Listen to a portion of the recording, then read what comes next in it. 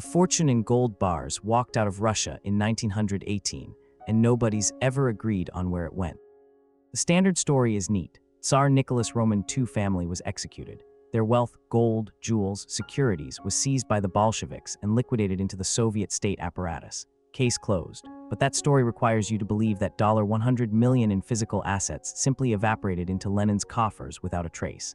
That the most sophisticated capitalist nations of the era watched it happen and took no action. That no intermediaries, no bank officials, no exiled Russian aristocrats with access to imperial vaults ever moved a single ingot westward. The assumption is tidy. The reality is far messier. Begin with what we know with certainty. The Russian Empire's gold reserves in 1917 were substantial. Estimates cluster around 311 tons. That's not a rounding error. That's weight that moves slowly, requires ships, requires documentation. The Bolsheviks did seize much of it. Soviet records confirm this. But here's where the system breaks down. Russia was in civil war. The Red Army controlled Moscow and Petrograd. The White Army, anti-Bolshevik forces, controlled the Far East and Siberia. And in Siberia sat Vladivostok, a port with direct access to the Pacific. White Army controlled that port from 1918 to 1920. And in those years, something curious happened. Gold began to move. Not all of it. Not in a way the Soviets ever fully accounted for. Japanese forces occupied Vladivostok alongside White Army units. British and American naval vessels were in the harbor. The chaos wasn't accidental. It was structural. No single authority could track every movement. That's not a conspiracy. That's how ports work during occupations when three armies share the same dock. Here's where the accepted narrative fractures. Soviet historians claim the Whites shipped gold east to Japan as payment for military support. Some of that's true. Japan did receive gold, but Japanese records suggest the volume was smaller than Soviet claims. The difference matters. That gap is where the real story lies. Because if the Soviets overestimated what went to Japan, they were underestimating what went somewhere else. And the evidence suggests it went west to banks. The mechanism was elegant in its simplicity. Russian exiles, nobles, merchants, officials who fled before Bolshevik consolidation had contacts in Western Europe. Some had family in London, Paris, Berlin. Some had pre-war business relationships with Western banks. These weren't criminals. They were people with legitimate claims to imperial assets trying to preserve what they could. Banks didn't ask many questions. This was the 1920s. International banking was decentralized. No central clearinghouse, no SWIFT system, no shared ledgers. What made this system work was the nature of gold itself. Gold doesn't care about origin. A gold bar has no passport. You can melt it, recast it, mark it with new stamps. A bank in London receives a shipment labeled as industrial gold from Stockholm. No one verifies the chain of custody back to Vladivostok. No one runs it against Soviet seizure records because those records aren't public. The bank credits an account. The account owner, often a shell company, often registered in Switzerland, now holds Western assets. The paper trail exists, but it's fragmented. A 1921 British intelligence report noted suspicious gold movements through Scandinavian intermediaries. A League of Nations inquiry in 1923 raised questions about Russian gold appearing in Swiss accounts, but these agencies had no enforcement mechanism. They could observe, they couldn't act. The banks themselves kept silent. Secrecy was their competitive advantage. A client with hot gold was still a client with money. By the late 1920s, something remarkable had happened.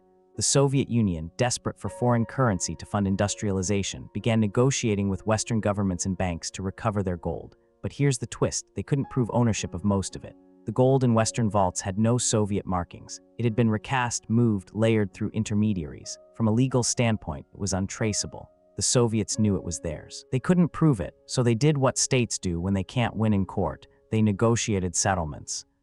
France, Britain, and the United States all reached quiet agreements with Moscow. The Soviets would recognize certain debts. In exchange, they'd receive partial repatriation of gold or its cash equivalent. These weren't public treaties. They were back-channel deals. The amounts were never fully disclosed. But historians who have accessed declassified records estimate that between $40 and $80 million in imperial gold never returned to Soviet hands. It stayed in Western banks, now owned by shell companies, trusts, and foundations with no clear link to their origins. This is where the system becomes visible. The gold didn't disappear. It was absorbed, integrated into Western financial infrastructure so thoroughly that its imperial origin became irrelevant. A bank in London holds a gold bar. The bar is real. The ownership claim is vague. The original owner, the Russian Empire, no longer exists as a legal entity. The Romanov family is dead. Who sues? Who prosecutes? The answer: no one. The gold stays. The implications extend beyond a single fortune. This case reveals how wealth moves through systemic gaps. When states collapse, their assets don't vanish, they migrate. They find their way to jurisdictions with weak oversight, strong privacy laws, or complicit institutions. The mechanism works because no single point in the chain requires verification. The port authority doesn't verify the gold's origin. The shipping company doesn't verify the port authority. The bank doesn't verify the shipper. Each actor operates in their silo, following local rules, seeing no reason to question. By the 1950s and 1960, some of the Romanov gold had been laundered so thoroughly that its reappearance in legitimate Western financial flows was unremarkable.